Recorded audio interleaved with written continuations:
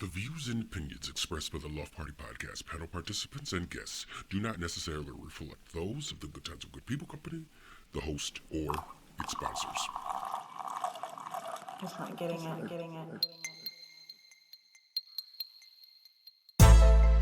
Welcome everybody out there in podcast land. The Good Times with Good People company proudly presents the Loft Party Podcast, where it is always about good times, good people, and good talk. Now that you've received your invitation, the best way to let us know that you're in attendance is to download the party or become official by joining us on Facebook, subscribing on YouTube, iTunes Podcasts, or Google Play Podcasts. Good. Thanks for joining us. Grab a cocktail, light a cigar, or whatever you like to smoke. Share us with your friends, and make yourself at home. I'm your host and moderator, Rio, and let's introduce today's panel. Welcome to the Loft Party Podcast. I'm your host, Rio, and on today's episode 62, is that all, President Comey? Before we get to anything, let's get to the important things. Our resident bartender, Ben, couldn't stay, but before he left me the recipe for what we're drinking today and something he likes to call J. Rieger's Last Whisper. So you get 1.5 ounces of Rieger whiskey, a half ounce of Luxardo, a half ounce of green chartreuse, a half ounce of fresh lime juice, 1 egg white, a half ounce of chili simple syrup. You do a dry shake, then a wet shake, and then you serve with a cherry garnish. And that is what we're drinking. Yummy. And before we move any further, of course, if we're drinking, we're also smoking. And today we are smoking the Camacho, Connecticut. So, loaded with rich flavors from the Genesaro and Alemán Ligero tobaccos, bound by legendary strength of the original Coraggio, Coraggio, and wrapped in a high-grade Connecticut leaf grown in Ecuador. This is one cigar with an intense flavor that backs down to no one, and it is smooth. So now you know what we're drinking and what we're smoking, and let's get into the show. So as we always do, we're going to start with today's RIPs. And today's RIP was a particularly sad one for me, as Adam West, TV's Batman, passes away at 88. It's just one of them things that, being a huge Batman fan, it is hard to hear that Batman died. So, in fact, how I found out was I saw a cartoon of it was Robin sitting on some steps, holding the newspaper, saying that Adam West had died, and in the background you saw the bat symbol, and I was just like, Now, yes. Were you old enough to watch the original Batman? I did see a few episodes. I didn't see it live, but I definitely did watch. Yeah. Because see, I was old enough. My mom and dad watched it. Yeah, I was old enough where I watched. He was only on for 3 seasons. Yeah.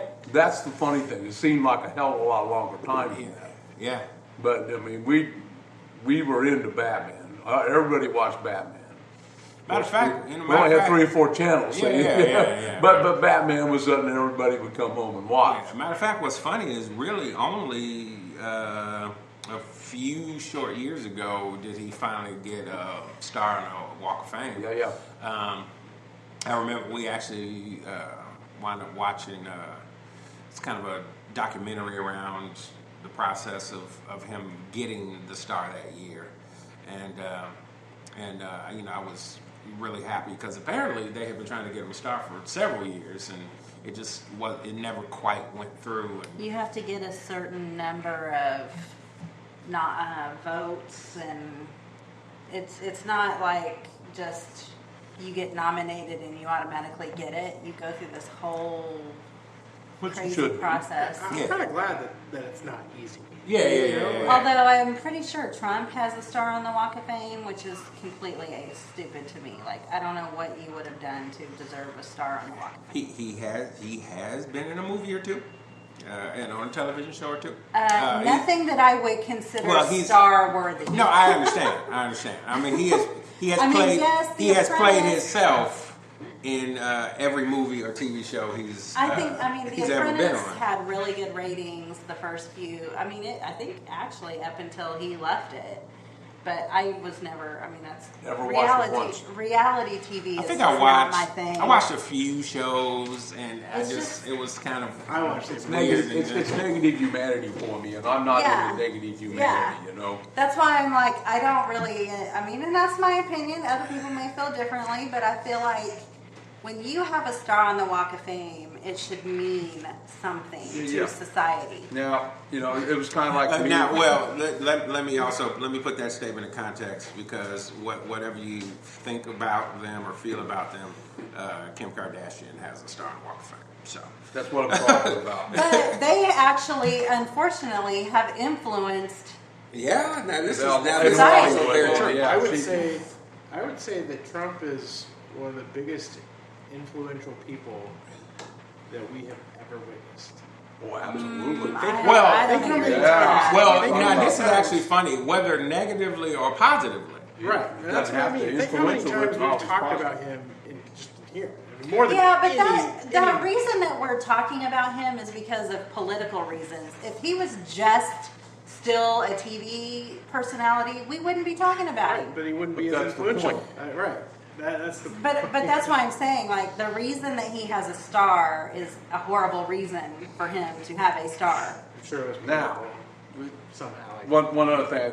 I could be I got a completely question. wrong, though. He thinks he's the biggest star. Kim Kardashian's star have a picture of her butt on it? Is that what the deal is? No, There's they no have. butt I was pictures. just checking. There's no But butt the pictures. funny thing, I want to get back to Batman, all right? I want to get back to Batman here because their acting was cheesy. Oh yeah.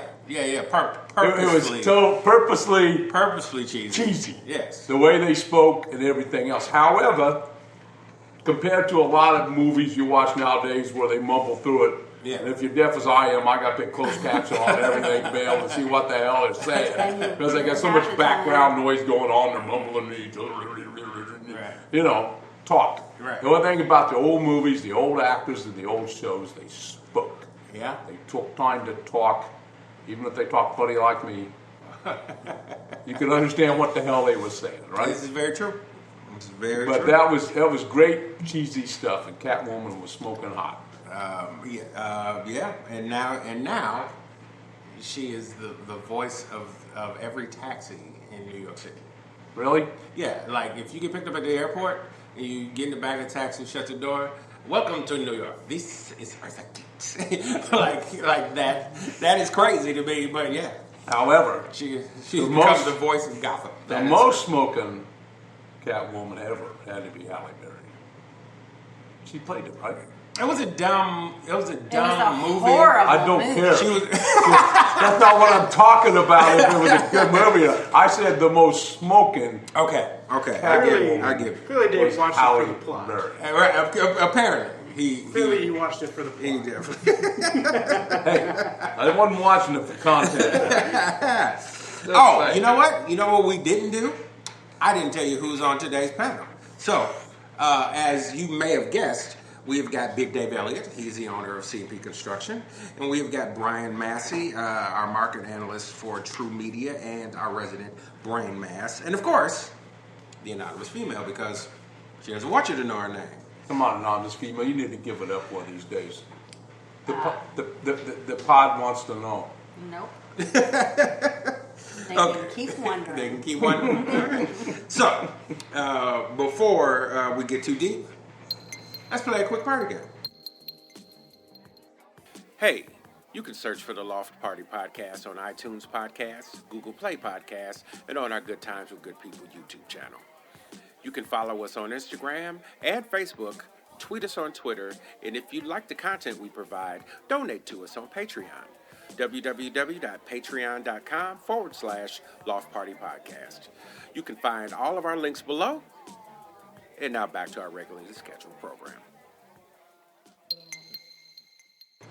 So, would you go to prison for 20 years if you knew you were going to get $1 billion when you got out? And if not, how much would it take? I mean, what prison? Like, is it minimum security If you get $1 prison? billion, you're going to Angola if you're going to get $1 billion. I probably could deal with it. Well, I don't know. I mean, like if it's like Orange and New Black prison, or if it's like that's a medium security prison, right? Or but no. Let's say what's if it was maximum security? Absolutely not, because I would never survive. Okay, so murderers and so Leavenworth is Supermax. What's the other one? Leavenworth isn't Supermax. It's just maximum security. But what's the other? What's the other one over there? Near. Lansing is also a maximum. Is that also but it's a state. Leavenworth is federal. You don't want to go to state prison. That's what I say. So let's. Federal prisons are better on you than state prisons. State prisons are brutal. Okay, so let's say you had to do Fed time. No. 20 years, but you got $1 billion when you come out. Yeah. And if not, but you can go to a federal minimum security prison. This is true. I mean, I need the facts. You're trying to craft your $1 billion. Yeah, you can't just say go to prison. You got to earn the $1 billion. It's going to be different. Maximum versus medium or minimum. You're going to come out with a name like Killer. No. I would know. What, killing spiders maybe? Yeah. The anonymous killer. If you don't come out with a name like Killer, you didn't survive. The anonymous killer. Right. Exactly. So. It might be easier for me to say a price. I don't think so. If not $1 billion. There's no amount of money that you'd be like, I can 20 years of my life? I can sit down if I know I'm coming out with that much. No, there's not for me. Okay. It's an interesting answer. Especially considering... I don't know if I fully believe it. Maximum security, I mean, if you're talking about doing Fed time and, okay, we'll just do worst case scenario, going to a maximum security prison. We all know what happens in maximum security prisons. You're going to get raped. There's absolutely no flipping way I could deal with any of that. I couldn't be in a 20, not even, I think it's like 16-foot cell for 23 hours of the day. Yeah. They let you out for lunch and your 1 hour walk. I would go insane. Okay. I would totally go insane. And $1 billion would not be worth it to me. Big Dave? Nope. Nothing? Nope. No amount of money? Nope. Money isn't everything. No amount of money? Okay. It's just, I'm not going to, I enjoy life too much, and I believe in positive humanity too much to ever want to spend 20 years in prison and deal with all those negative people that are going to be in there. Most of the people are in there because they have negative personality. I mean, and you get caught up in bullshit that you have nothing to do with. And so you come out so damaged. What would the money mean to you? Because you come out so damaged psychologically. You can change it. In there, you can't. You're just subjected to it every day for 20 years. But think about this, and see, you're on the right track. Because you come out so damaged psychologically, and you're angry at people. You can't go to a Howard pen, like Huntsville in Texas, or Angola in Folsom, San Quentin, or Statesville, any of these type of hard places, and not come out being pissed off and angry. So that means that you're probably not going to use that money to your good or for the good of others. If I ever was able to make $1 billion, and I don't even come close to that, but even now, I take my money and I go do good things with it. When I have extra money that I can use to help people with, then I go help people with my money. And that's what you look at Bill Gates, everybody got on him because he made so much money, but Bill and Melinda went and did a lot of good things. Did a lot of good, and this is what it should be. If you are fortunate enough in capitalism to be very successful, there's nothing wrong with making your money. And once you make your money, you got to turn around and give some of it back. Well, and That's the premise of in good this time of capitalism. my life, and if it's like tomorrow I had to go to prison. Right. No, there's too many things that are happening in my life that You don't wanna I give would up. miss out. Well, I'd miss. Yeah. I mean, yeah. major things. No, yeah, no, absolutely. So no, $1 billion She would miss not be you, worth Rio. that. Absolutely. Well, It's hard to French kiss through the glass. He'd be like, oh, you're going to be gone for 20 years? whatever. First of all, the anonymous female threw up the deuces. That is not how we react. I'm sorry, it would be a slow. I can't make it this weekend. Oh, sorry. And then the next thing you know, 5 years goes by. See, here you But go. see, this is No. Okay. Now let's talk. There's some shit going on now here. Before I right let now. her defame my character any There's further, some serious further, shit going on here. let's talk to the millennium at the table because the anonymous female and I and Dave, chronologically being the ages that we are, we may look at that 20 years and go, okay, that is absolutely not worth it. But to somebody who would come out and be a relatively young man still. He would be in his mid-40s. Yeah. But that's horrible. No, I'm just saying. But he may look at it differently. He's adding up the interest already. He wouldn't get interest. You'd get $1 billion on your You know, he's adding up Well, the interest. well, the He's gonna question get on the bill was, when he gets out. would you do it for $1 billion? And if not, what's the number? So here's the thing: is no additional amount of money would I say yes to that. So $1 billion or $1 billion plus, I would not do 20 years. Okay. But I would cut a deal and say I will do 6 years for $250 million. See, There's a millennium. and right now out there in podcast land, I'm shaking his hand because that's an honest man. I don't think I would do 20 years for $1 billion either. But if I had to do like 5 for 200, I might consider that. Because that's a hardcore come up in 5 years that I don't know if I could do on the street. Now, if I was his age and I was in the shape I was at his age, then I could handle myself. Exactly. I'm a big man, and a lot of people ain't gonna mess with me. Exactly. Now I'm an old man, and you don't want to fight an old man because he can't fight you. He's Well, just gonna shoot you. people, I mean, seriously, like, people are going to look at me and be like, she's not tough. So.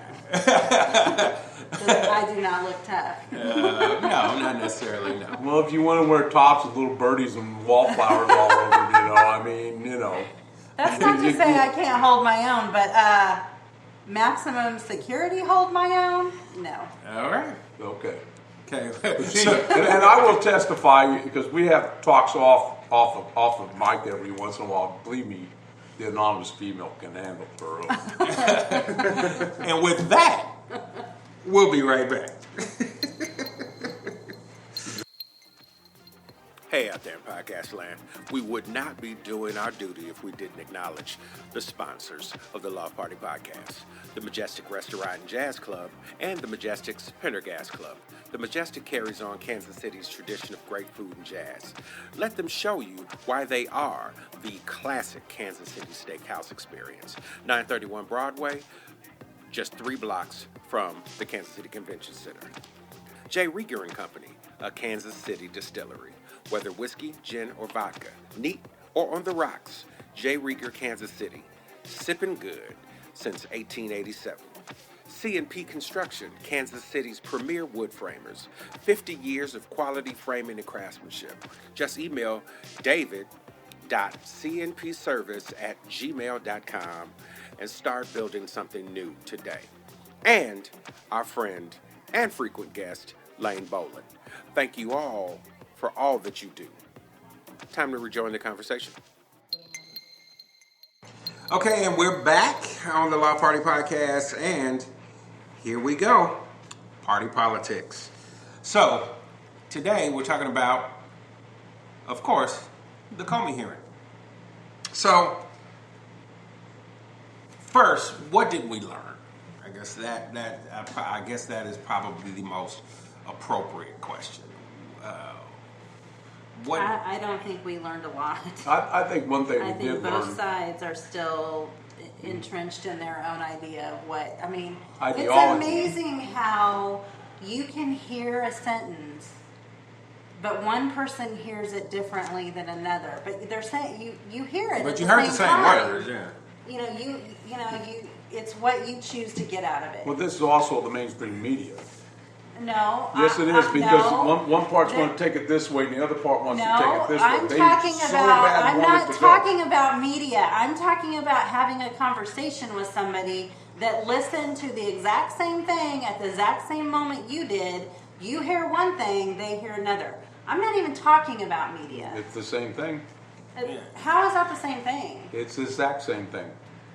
Because that person, due to their leanings of which way they want to hear things, is going to hear exactly what they want to hear. Which was my point, but you took it to media, and I'm Because not talking about the media is doing the same exact thing that we would if we were how our political leanings are.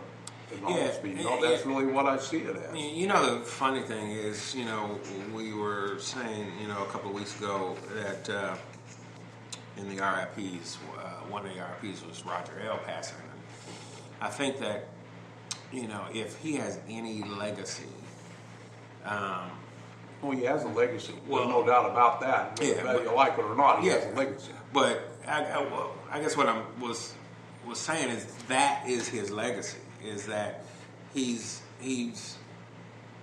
changed the conversation from the Walter Cronkites, or who that were as much as they could be, who, what, where, when, why, to a pundit's view on who, what, when, where, why. So you have two types of media, versus just this is what happened, this is what was said, and they kind of leave you to formulate the answers to the questions in your own conscious. Like now, whether it's They're trying to influence your conscience. exactly, yeah, whether it's right wing or left wing, everybody has a pundit opinion upon it, and I've always felt that. I mean, there are some people that I look at their shows or whatever because they're interesting or they're funny or whatever, but I've never taken anybody's opinion verbatim as my own. But there's so many people that aren't necessarily like the people who sit at this panel, and they take whatever it is that's being said by whoever's saying it in the way they want to hear it, and they just run with it. Right. And, I would say they emphasize the facts based on the interests of their viewers, of their viewer base. yes. So I'm looking through. I put in my search Comey hearings, and here's the different headlines. Ex-FBI official Comey disgraced himself at Senate hearing. Poll: Trump's approval rating sinks after Comey hearing. Lawmakers ramp up Russian investigation in wake of Comey testimony.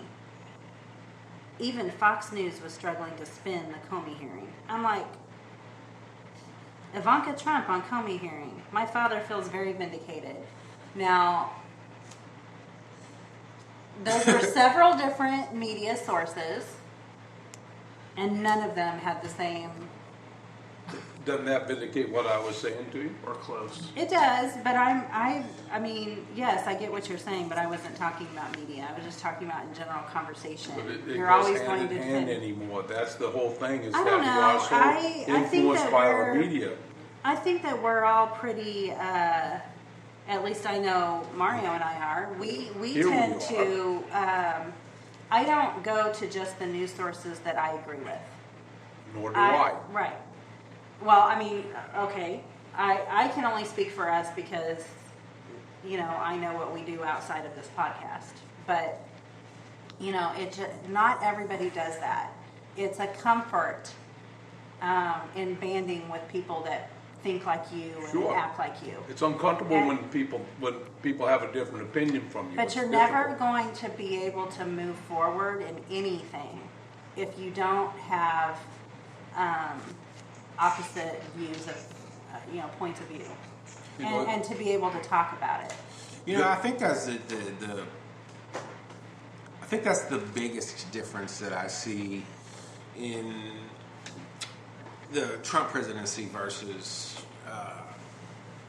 really all of the former presidents. Is they all kept at least one person on their cabinet that did not think like that.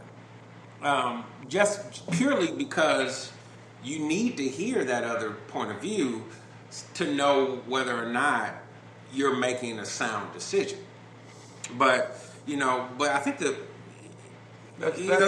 getting back to the so what did we learn? I think the most disturbing thing that I heard was the whole the president asking for his loyalty.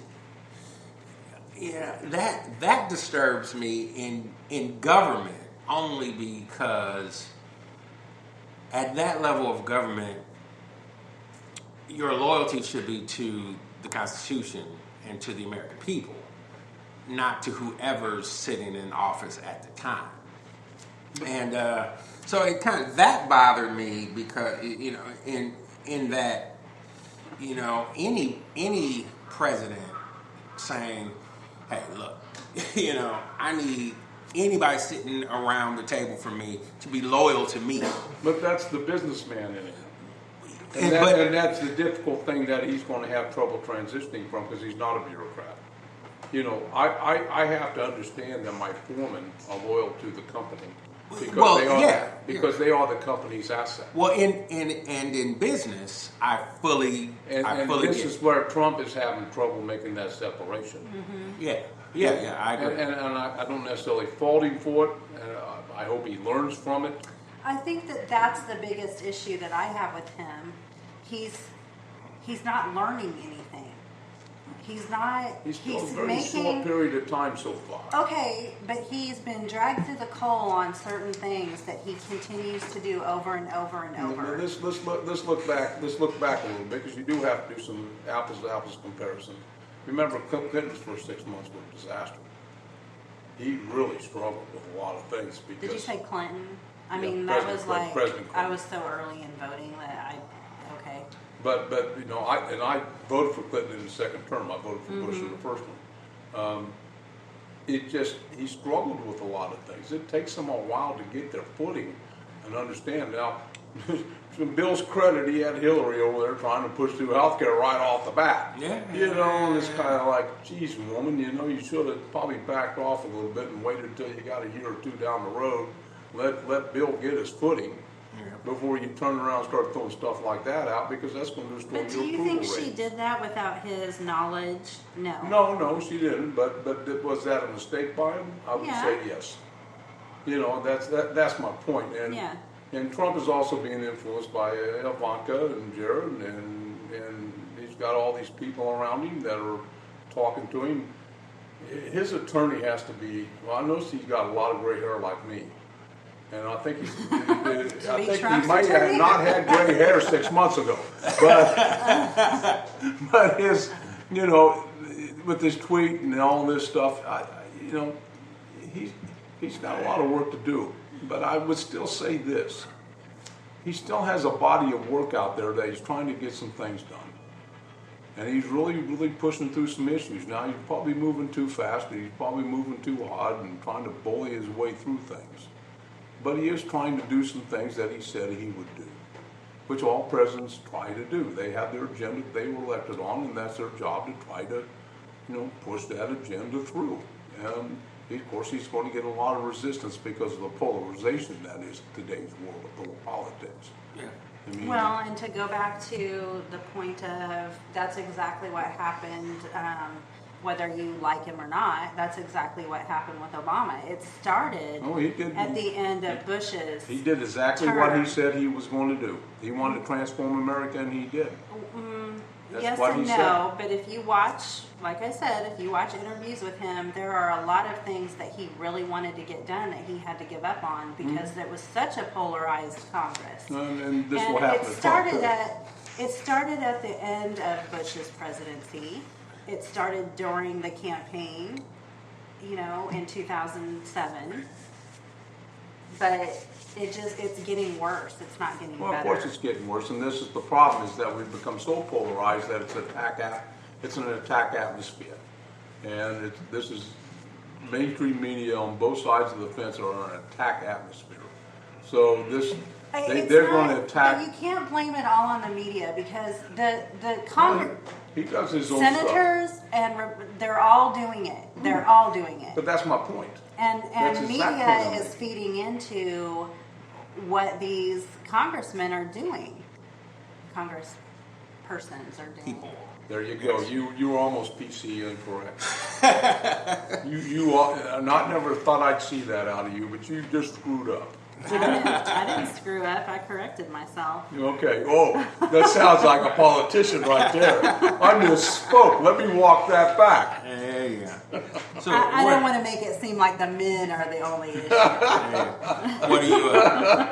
What are you thinking, millennial at the table?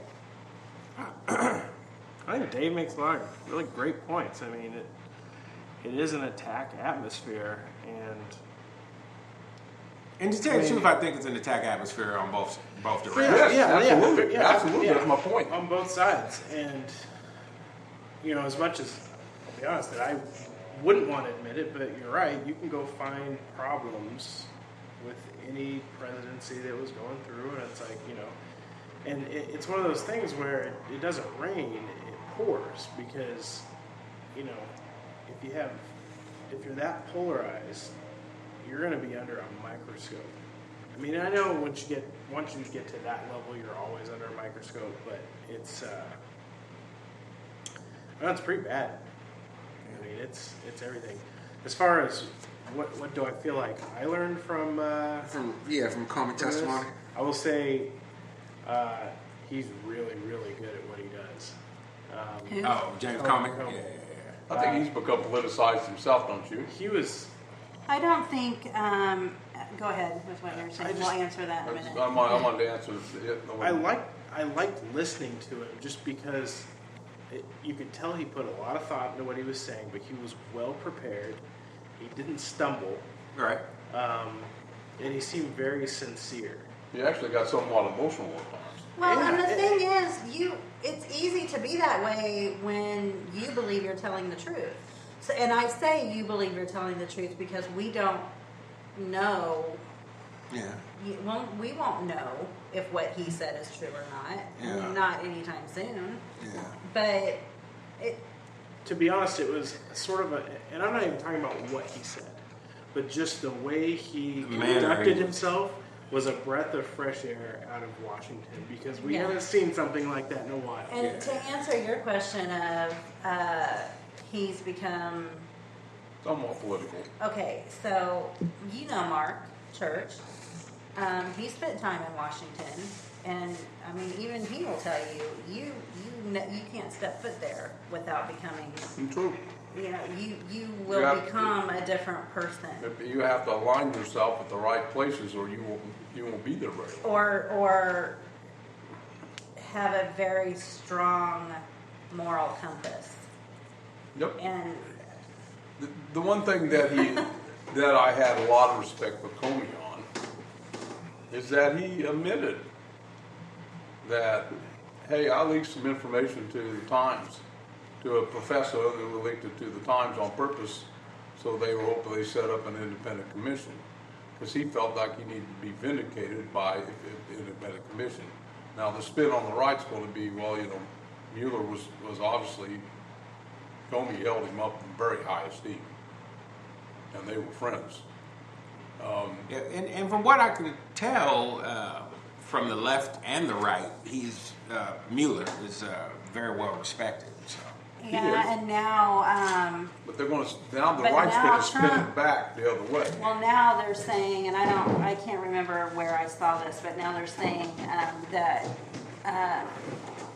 Trump is talking about firing him, and I'm like, that's the worst thing you can do. That's the absolute worst thing you can do right now. You know. And is that true?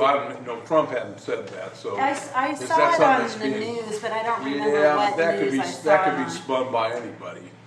That's what I'm saying. I don't know what news channel I saw. I would think his advisors would strongly recommend against that. I would hope that anybody that's in his inner circle would advise him that just the optics of it would be a disaster. It would be a disaster. It'd been just like Nixon. Remember Nixon when Watergate came out, asked several of his DOJ people to do some things, and they all resigned. It was basically they called it a massacre because. And he fired his special counsel. So that was the end of Nixon. Mm-hmm. Yeah. All that does is whether you are guilty or innocent, it immediately makes you look guilty. Yeah, and you're never going to be able to convince people otherwise. And Trump's tweets have not been beneficial to him at all in that aspect, because if he would just leave that alone, he'd actually be in pretty good shape right now. Probably, but he keeps banging on people. He can't stop himself. No. And I haven't. It is and beyond me or most of the people I know that have a conservative thought to understand why the F they haven't took that away from him. They told him that he shouldn't have it, and because there was nothing in the actual rules that he couldn't, he kept it. Yes, but that's because he feels the reason he did it, and the reason you hear he did it, is because they say that he connects with his base that way, and I would say that's probably true, because he doesn't have to go through any media spin. He can say it like he's really thinking it. He really feels. And the base loves that, but that's not necessarily a good thing. Yeah. He's hurt people in his own party. He's hurt himself. Absolutely. Yes, absolutely. He's hurt his. It's. You can't have somebody coming out speaking on behalf of the office of the president, and then you turn around within minutes and tweet something completely opposite of what they've said. This is something interesting else about Comey's interview and his testimony, is Loretta Lynch. This is thrown something else in there that's an interesting variable. Yeah. Because he testified that, she said, make it a matter. It was an investigation. He said, this confused me greatly. I found this very disconcerting that she would ask me. She made two very critical errors. Number one, and she admitted she made a mistake meeting with Bill Clinton, obviously, on the tarmac in the jet, and then she made a mistake doing that. And then Comey, made a mistake when he came out and said she shouldn't be prosecuted in any kind of way. That's not his judgment, that's the DOJ. So, Comey's made some mistakes too. Well, I think it's different if you have an opinion, a personal opinion, or if you appear to be or are representing the office that you're in. And if he said it as the head of the FBI, then that's wrong. If somebody said, in your opinion, he should have said, in my opinion, Yeah, but he didn't, and that's where he made a mistake. So, Comey has made his own mistakes too, and he's dug his own grave in some ways. So, if I was Trump in that situation, as political as the thing got overall, I would have fired him too, but I also would have fired him much earlier in my presidency. I probably would have done it pretty quickly, actually, because that's not uncommon to replace an FBI director right after you come into office. A lot of presidents have done that. Yeah. Well, we don't know that he didn't want to, but they weren't firing anybody that they didn't have a replacement for. So, and even now, they don't have half of the... Right, so that may be a good point, but I think the whole situation would have been different if it had been done at that time compared to doing it now, which makes it 10 times more political charged than what it would have done if he would have done this in early February. I do want to mention something about the thing that concerns me the most with the tweets Yeah. That his entire council is telling him, you should stop doing this. Yes. You keep putting your foot in your mouth. And something as simple as saying, you know what, I'm not going to tweet anymore, he won't take someone's advice on it. Something that simple. Yeah, that Well, you that realize, is concerning to say the least. I think in the their private dining room, he's had a 50-inch TV put in their residential dining room because he can't stand to be away from. You talk about somebody that's addicted. He's a classic example of it. Yeah. He constantly has to see what people are saying, doing. You know, like he needs to be the topic of conversation. And instead of stopping for a while and letting things calm down and people have, it's unfortunate, but society in general has a very short attention span. What were you saying? Yeah. You know, I mean, if you just stop for a limited amount of time. Yeah. Something. All right. So, before we go to the next question, did we learn anything that we just didn't know in his testimony? I think the only thing that I learned. That's what you asked already. That's what we were talking about. Yeah, but I mean, it seems to me that everything that got reported after the fact, we kind of already knew or had already heard. So I don't know if we learned anything that we just didn't know. Like I said, the only thing that I learned, I think, was the whole, asking for loyalty question. And I didn't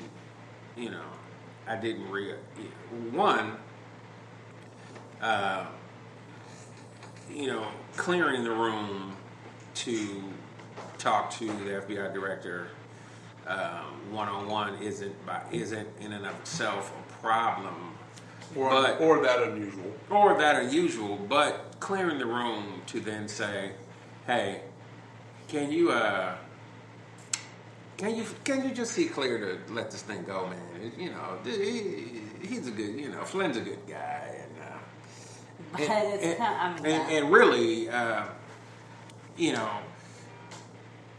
anybody that works for me, I need to know that you're loyal. I need your loyalty. Like that's, I think if I am Comey, I probably make the same decision to go directly to the car and start writing down everything before I forget it because. But he also made a mistake in that aspect because he felt like he was really being pinched. But he went to his boss. He should have. He did. He went to Sessions and said, "I don't want to be left alone with him again." No, but he didn't also report that he said to him that that had to be reported within a certain amount of time. That's the law, and he didn't do it. Yeah, so and he obviously admitted that. He made a mistake there too. If he felt like he was really being pinched. But what does it say about your boss when you go to them and say, "I don't want to be left alone with him again," and he's like, "Well, I don't know if I can help you with that." Well, I mean, what the hell? I actually think my thought is on this is that at that point I thought Comey came out not near as strong as I would want my FBI director to be. I want my FBI director to be kind of a ballsy bastard. I want him to be he kind of played himself the victim a little bit here. But you've got to think I found about that a little bit disturbing. Okay, but you're talking about talking to someone that's. You want something else? I don't think they've said over and over again that it's his campaign, not him directly. I mean, I don't know where people keep hearing that they're investigating Trump. Every time they talk about it, 2-3 times. they asked him about it, and he said then that he wasn't investigating him. He said that all along. What they keep saying, and people don't, for whatever reason, aren't hearing it the way he's saying it was his campaign, not him. So Yeah, I mean, it seems as if he, which kind of. You guys talk about the Clintons being how they just seem to keep skirting around. He's just as good at that. I'm saying that if you're going to survive in a political world, you better be good at it nowadays. Well, it's not even a political world. You know how to survive in a business world. Well, he's learned how to do that. He's learned how to do that by skirting things, by being in a business environment. Yeah. So, what was going on with John McCain? I was like, if I learned anything from the Comey hearings, it is that the Maverick is getting up there in age. Is getting up there in age and might be a little senile. Having called Comey the president a few times during his questioning. And we were talking before the show started about, some of the, other people who have just been there forever. And so I guess with that question, with what's going on with John McCain, the other question that kind of comes up for me immediately is, and I do know that there are other people on the panel that aren't here today that will vehemently disagree, but what are we thinking about term limits at this juncture? I am a big fan of some term limits, and I haven't gotten it nailed down to like 2 terms, like the president, or but there's got to be a certain number of term limits, because at a certain point, you're too old to. Is it every 2 years that Congress comes up, some portion of it? I can't remember. It's 2 for Congress and 6 for the representatives. Yeah, 6. Yeah, so 6-year terms for the representatives, and every 2 years somebody's up for re-election. But Congress is never at the same time as the presidential elections. No, it's. Yes, they are. Yes, they are, because they come up every 2 years. Yeah, every 2 years there's Congress. It's Senate that. That will rotate out, because that's a 6-year term. Yeah, so Senate is 6 and the House is 2. Well, the House is 6. Every once in a while, when you get the division of 4 and 6, so every 12 years you're going to have. Wait, why not? You're Senate at the same time as the president. Right. Exactly. So it's 6-year terms for Congress and Senate, but the Congress, the way they're staggered in is every 2 years somebody's seat is up. Yep. But not all of them at the same time. But not all of them at the same time. Right. So, so like I said, I haven't come up with what the right term limit is. So technically, the president can run 2 full terms, but there isn't actually a year number, because if they become president in the middle of a, like JFK is a perfect example. Right. There's 2.5 years in his. Why could you do this? This is something I've always thought about term limits. Say you have a really good representative, and he does this 6 years, and he has to sit out. Somebody gets elected. In another 2 years, if he's really good and he can get elected again, he can run again. He can run consecutive terms. But you can't do consecutive terms. Yeah. So that way you have an opportunity to kick back, think about it a little bit. So, you know what? I don't even know if I would say 2 years. I would say, let's say... Or 4 years. Let's say everybody's got 2 terms that you can consecutively be in. But then you have to sit out a term. So you got to sit out a full 6.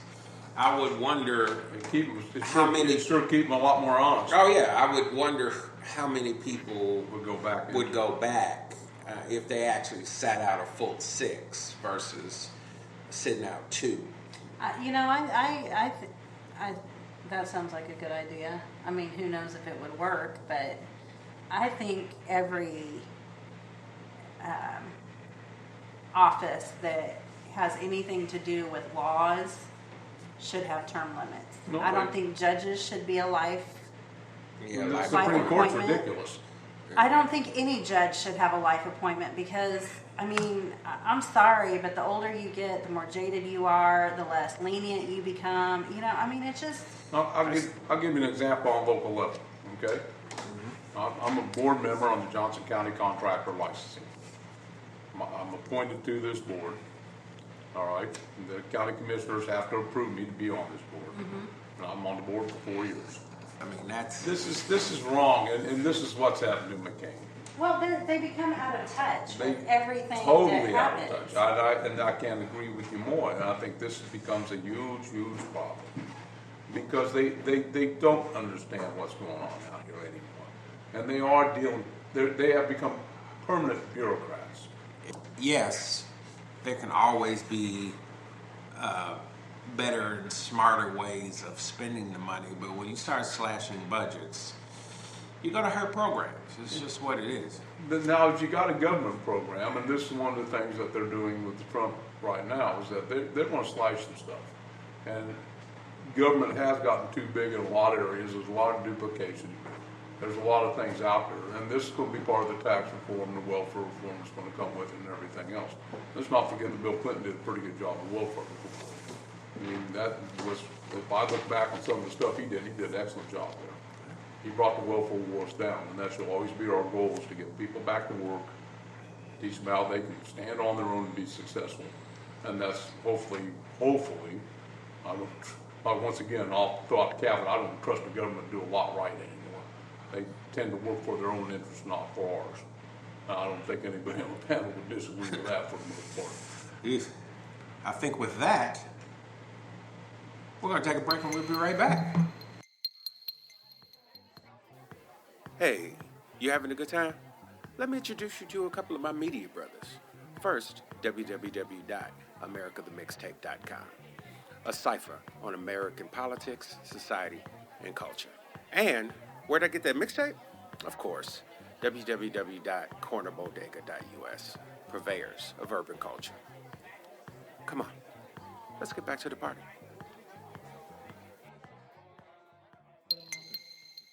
And we're back. And of course, our last segment is one of my favorite segments just because it's lighthearted and fun. And of course, that is today's sugar, honey, iced tea. And of course, those are things that either I or a member of the panel find that are just really cool, aka the shit. This week's Sugar and Iced Tea I am giving to my friend David Wayne Reed and his I keep wanting to call it a show, but it's really not a show. He does a storytelling series called Shelf Life. Basically, okay, so he does it every couple of months, and every show has a theme. And there was a Shelf Life just this past weekend, and the theme was cotton. So he picks, people submit stories, and he picks 4 to 5 people to participate and read their stories, and he does a story himself. And basically, your item just has to fit the overall theme. So like I said, this last week's theme was cotton, and I was lucky enough to participate in Shelf Life. And my object was my grandfather's shoeshine kit and the cotton rag therein. So it was really, I think that the thing that is extraordinary about the series is you find yourself running the full gambit of emotion while you're there. You're gonna laugh. You're gonna be challenged by some of the stories. Some of them are really emotional and it's gonna pull some tears. But it's really a good time. And having gone to a couple, and really enjoying them, it definitely took the experience to another level. Actually participating. Tell us a little bit about the box. Well, where did it come from? Yeah. Well, the story is, it's funny. I was actually talking to David today, and we were saying that the whole thing is about the objects, but it's not about the objects. No, absolutely not. That's what the man did with the objects. Yeah, it's so. I inherited my grandfather's shoeshine kit after he passed, and one of the things that I was saying was, I don't think that anybody else in the family probably remembers this thing at all. But I used to see my grandfather lay out his suit and his hat and shine his shoes, every week for church, and then brush the lint off of his overcoat, and just that whole ritual and that whole process really shaped me into somebody that cares about my things. Style. Absolutely. That's style. My grandfather had style. Yeah, he wore a fedora. Yeah, he did. He did. Every man in that day, including my grandfather, wore fedoras.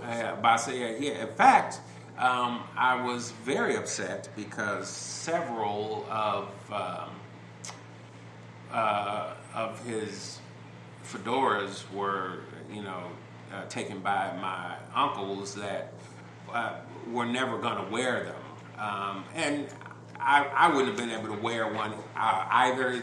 My head's just bigger than his, but I would have loved to. Mario, you got a big head. It was bigger than my grandfather's. I know. He wore a 6 or 7/8 hat, and I think I wear a 7 and a half. I'm a 7 and a half. Yeah, so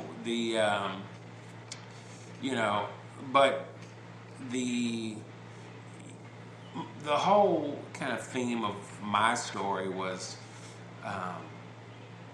finding your rhythm. And, I briefly, I tell a story of having this kit for a while and really never using it. And then one day I began to use it and on a semi-regular basis. And then one day I found myself kind of frustrated shining my shoes, and I don't know why I'm frustrated.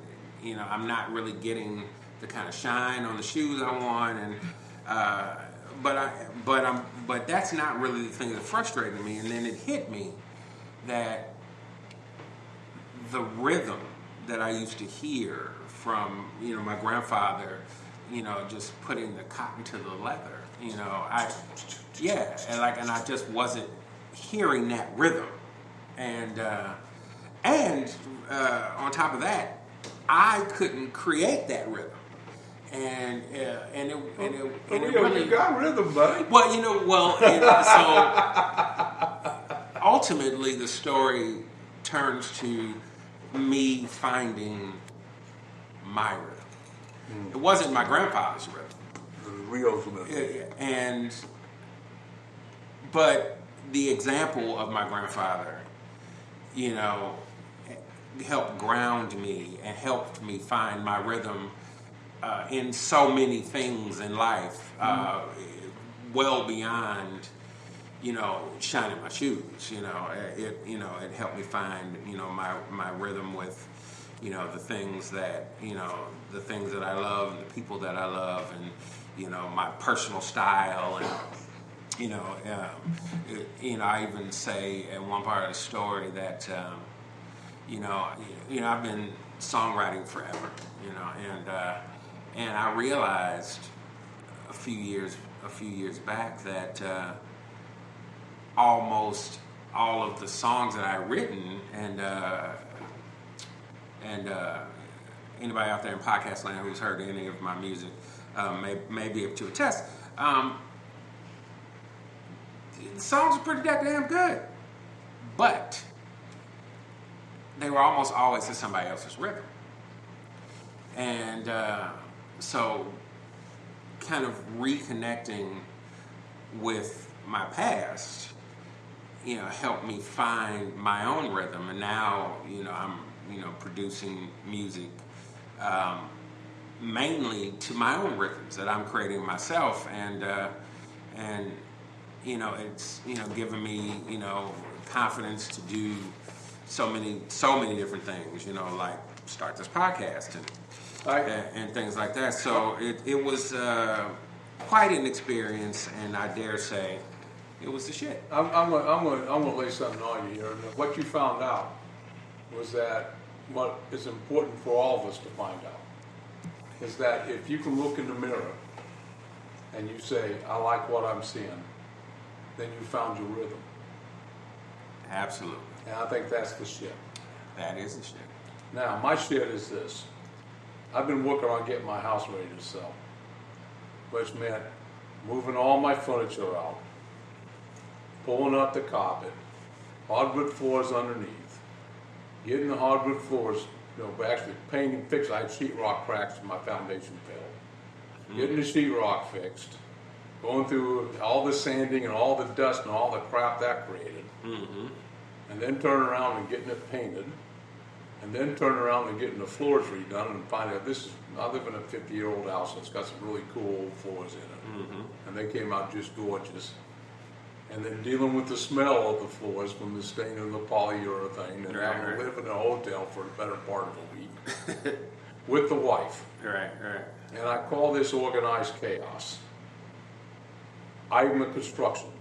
Construction every day is organized chaos, because something's always popping up. Somebody wants something. I got to do this. I got to, conform to that. I got to make somebody happy. I got to piss somebody off. Everything happens in that aspect of that. Our ladies sometimes can handle these things, and sometimes they don't handle them so well. So, but seeing the final product as I finally move the furniture, my guys come over and help me move the furniture back onto it, and I'm sure the wife will have me move many things around yet. And seeing how it looks so I can have it on the market. I did all the landscaping too. I did that myself. I found out I'm getting too old for that shit. And having it all ready to sell and getting it ready to sell, that's the shit. Because that's a lot of hard work. That's a lot of displacement. It's a lot of, time spent to try to get it right, and you're spending a ton of money. You're going to shell out some cash on that, and you hope you get some return off of it. To have it look good, so that when somebody walks in that house, they say, I want to buy this house. So for me, that's my shit right now, because I'm at the end of it. I think I got pretty well accomplished. We'll see how it goes. If it takes 3 months to sell, I'm going to croak. I think with that, we are at the point where I can end this podcast in the way that I end all podcasts, and that is with the toast that started it all for me, and that is to good times with good people.